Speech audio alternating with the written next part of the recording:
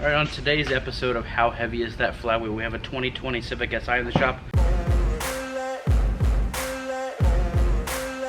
This is the factory dual mass unit, so it wiggles, so it's nice and easy on your engagement.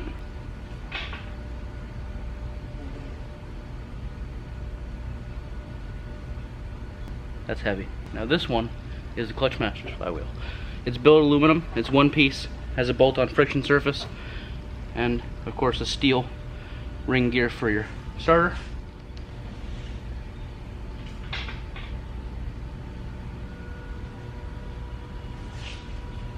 This one's 17 pounds, so that's almost half.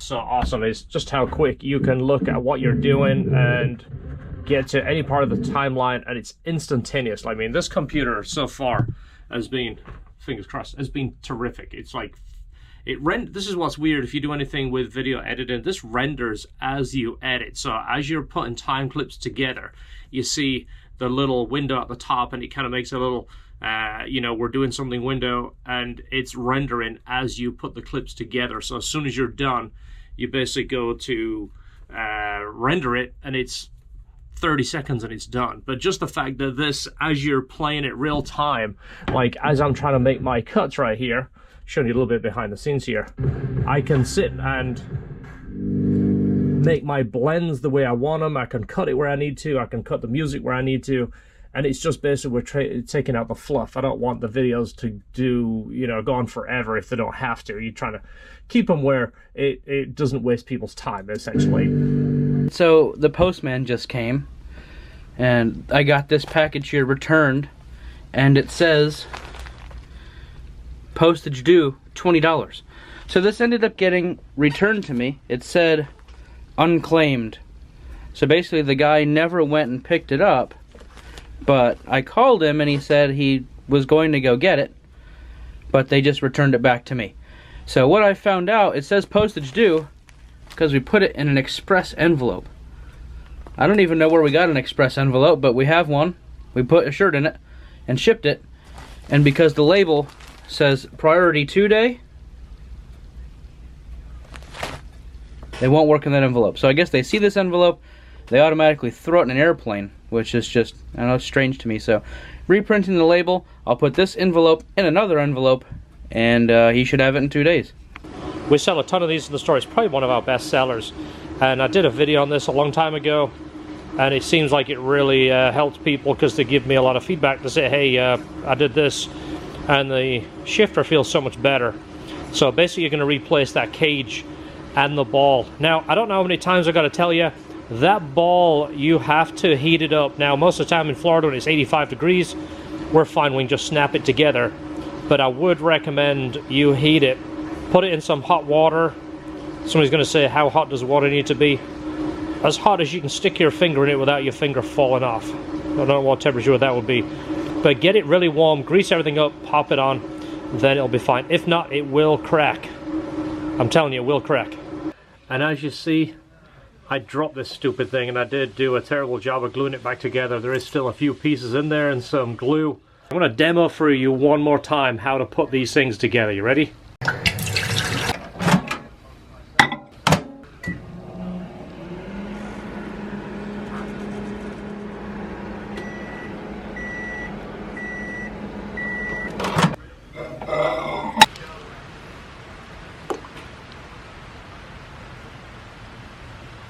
There we go, there's the new parts. Now take note, there is a little locating line right there. Make sure you do put it on the right hand side of the shifter. When I say right, the correct side, not the right side. The master rebuild kits are back, and these have been forever back ordered, especially this part. This part was on back order, and I know the rubber boot here, if you've seen our past videos, this is like a must. This on the S2000 turns to mush over like 15 years or so. It turns to like, it's where you could make a little molded snowman out of it. This tends to be stuck in this position and gets kind of hard and makes the shifter more, it's kind of weird, but it makes the shifter want to go one way more than the other because you're kind of bending against this. It's just ever so a small amount, but it makes a difference. This is the retainer ring. If anybody has done the clutch on here, it seems like nobody knows how to take this off without breaking it. We have done a video how to remove that properly without breaking these tabs. But that is included, of course, the Aurora grease, and then the cage and the ball.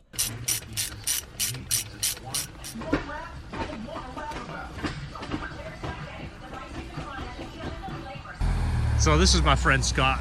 I've known him for 25 years. I wanted to drive the Bert hatch before we take it apart, because it's like a nostalgic car. He's known the car forever. He drove it when it was originally the Bert hatch with a B18 C5 in it. And now to feel this thing at 280 with like 200 foot-pounds of torque, like instantly, it's on a different level. And it's not crazy fast, it's just fast, sketchy fast, if you know what I mean. And I want to get some perspective of it from someone else just so he can kind of feel this thing, because it just rips the gear. It's like the second you hit the gas, it's go time. Well, what sucked is we'd planned to take this to the firm on the 23rd, and I didn't get a spot in time and I missed my opportunity, so I'm like, well, screw it. I was planning on building the White CRX, so now it's like, it's happening. We're taking the motor out of this car and putting it in the CRX. Listen to it.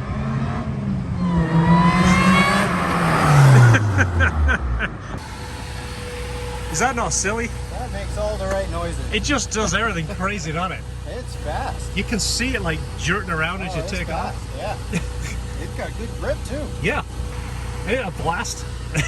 That makes all the right noises. That's only 280 horsepower too.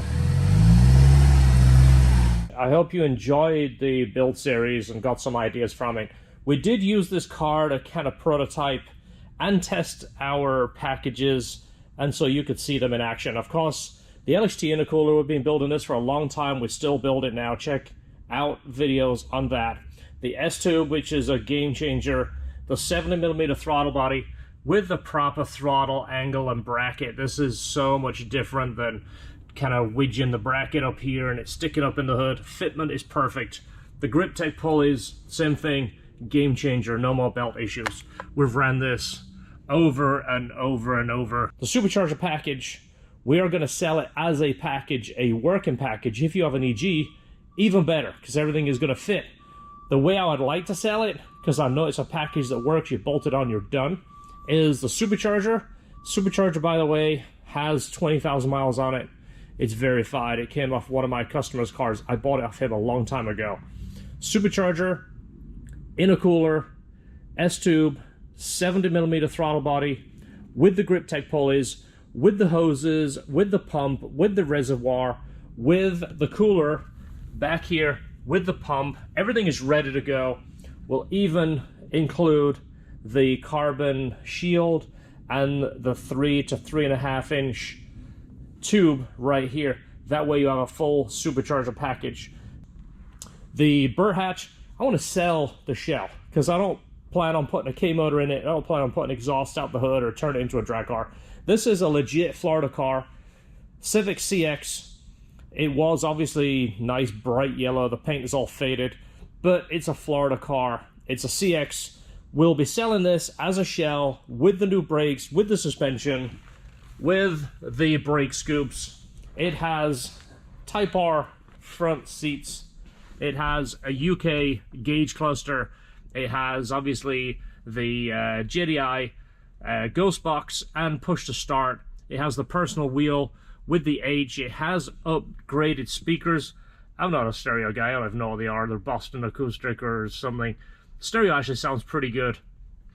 But this would be a perfect shell for somebody. Sabon hood. This, from what I've been told, should be able to be sanded and re-cleared. This is a ZC with a Grady turbo kit. Steve and I talked about this in the past about putting in a B-Series, so I'm going to kind of keep that alive. That's one of the reasons I'm doing it, is because we talked about it, and I kind of want to build the CRX with a better motor in it, but I want to do what Steve and I kind of set out to do. This engine transmission is going to come out. I'm probably going to put this aside for Sebastian CRX. We're going to put the B18 C5 in here with the hydraulic transmission. I'm going to use our hydraulic conversion. I'm going to build one. I don't sell it as a kit. I'm going to build a hydraulic conversion, show you how I used to do it way back in the early 2000s. Fix the wiring. It has a couple of wiring issues. More than likely going to paint this engine bay because it looks a little tired. If you saw the last episode, I've talked about painting the car. I'm not going to paint the car. It's just an original white CRX. We did clean up the black and re-dye it. It looks nice. There is going to be a t-shirt. Look out for it in the video. Look out for it in the store. It's going to be a CRX t-shirt. It's going to be a simple black t-shirt with the white CRX silhouette on the front. That's it. That's my clean favorite shirt. It's going to kind of go along with the build series of this CRX. So hopefully you're enjoying it. Hopefully you're not upset that I'm taking the Bert hatch apart. It was never meant to be a build and then own it forever and not do anything. Listen to it.